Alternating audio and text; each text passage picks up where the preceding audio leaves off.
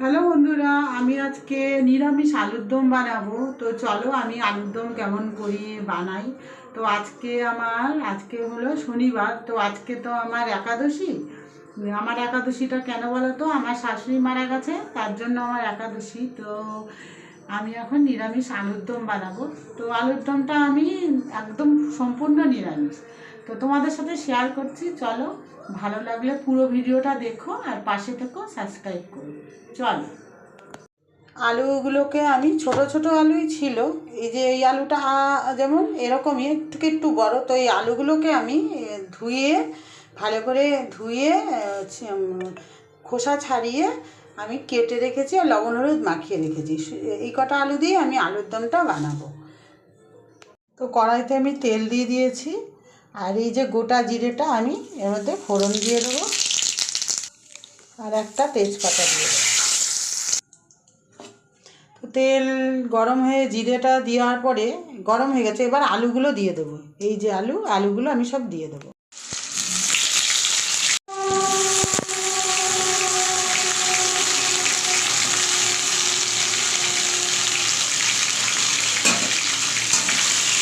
এবার আলুগুলোকে আমি লাল লাল করে ভেজে নিই। আমি মশলাটা কী দেবো আমি রান্নার সঙ্গে সঙ্গে তোমাদেরকে বলে দেবো।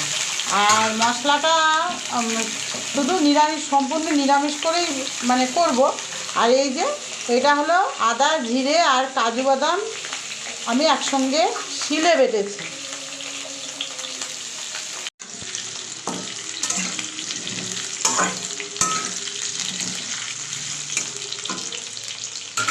আলু ভাজা চলছে বন্ধুরা। আর আলুটা না, এটা তো নতুন আলু, তো একটু ঢাকা দিয়ে দিয়ে ভাজলে বেশি ভালো হয়। তো আমি ঢাকা দিয়ে দিয়েই ভাজছি।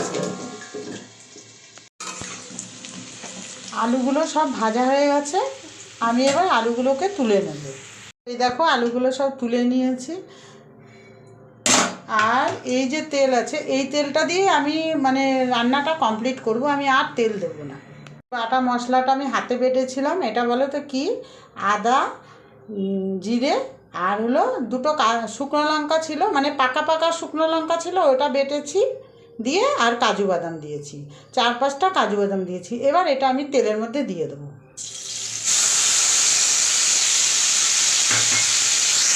কথা বলছি বন্ধুরা, তো যখনই তোমরা তেলের মধ্যে মশলা দেবে না, একটু সামান্য জল দেবে, তাহলে মশলাটা কষাতে সুবিধা হবে।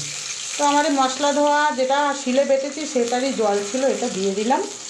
দিয়ে এবার নাড়াচাড়া করব, করে এর মধ্যে আমি একে একে আর মশলা কী কী দিই দেখো। স্বাদ মতো লবণ দেব, লবণটা তোমরা আন্দাজ করে দেবে। হলুদ দেব। তো আমি সামান্য একটু কাশ্মীরি মির্চ এর মধ্যে দিয়ে দিলাম, জাস্ট কালারের জন্য, অল্প দেব।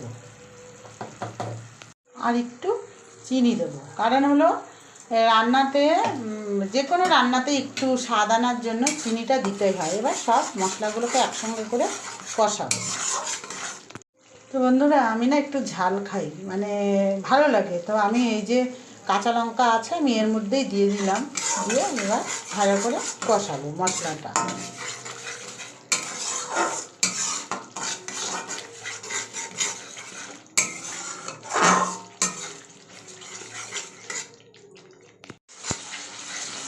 তো মশলাটা আমার কষে গেছে, আমি এর মধ্যে আলুগুলো দিয়ে দেবো।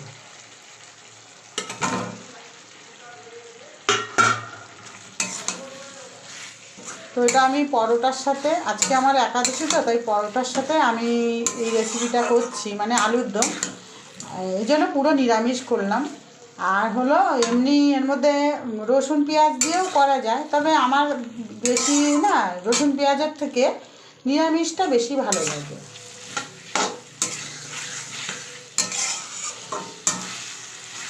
তো আমার আলুর দমটা কষানো হয়ে গেছে, দেখো তেলও ছেড়ে দিয়েছে। এবার আমি এর মধ্যে জল দিয়ে দেবো। তো আমি কীরকম জল দিই, মানে কতটা পরিমাণে, চলো দেখো। তো একটু মাখা মাখা করবো জন্য জলটা, মানে আলুগুলোর সঙ্গে যাতে মিক্সড হয়ে যায় আর একটু বেশ ঝোল ঝোল থাকবে, সেই পরিমাণেই আমি জল দেবো এর মধ্যে। তো দেখো বন্ধুরা, আমি এতটা পরিমাণ জল দিলাম। তো জলটা তোমরা আন্দাজ করেই দেবে, কারণ হলো যে যেরকম ঝোল খায়, অনেকে ঝোল ভালোবাসে বেশি, অনেকে মাখা মাখা খেতে ভালোবাসে। তো এইবার ফুটলে আমি নামিয়ে নেব। তো আমার এখনও ভিডিওটা একটু বাকি আছে, তোমাদের সাথে পুরোটাই আমি শেয়ার করব, আর তোমরা পুরো ভিডিওটাই অবশ্যই দেখো। তো এখন আমি ফুটবে জন্য একটু ঢাকা দিয়ে দেবো। তো আমার আলুর দম মোটামুটি কমপ্লিট হওয়ার মধ্যেই, তবে এই যে ঝোলটা দেখছো না, এই ঝোলটা এখন একটু টেনে নেবে, টেনে নিলেই আমার আলুর দম হয়ে যাবে। তো আর একটু বাকি আছে। তো আলুগুলোও কত সুন্দর গলে গেছে, দেখাই, দেখো, এই দেখো আলুগুলো কত সুন্দর গলে গেছে। তো এবার আমি একটু ঘি দিয়ে দেবো।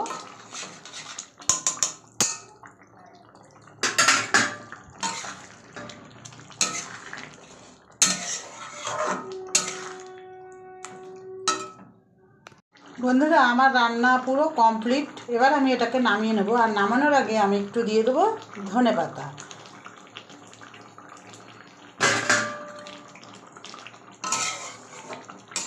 তো আমার ভিডিও কেমন লাগলো তোমরা অবশ্যই বলো। দেখা হবে আবার নেক্সট ভিডিওয়ে।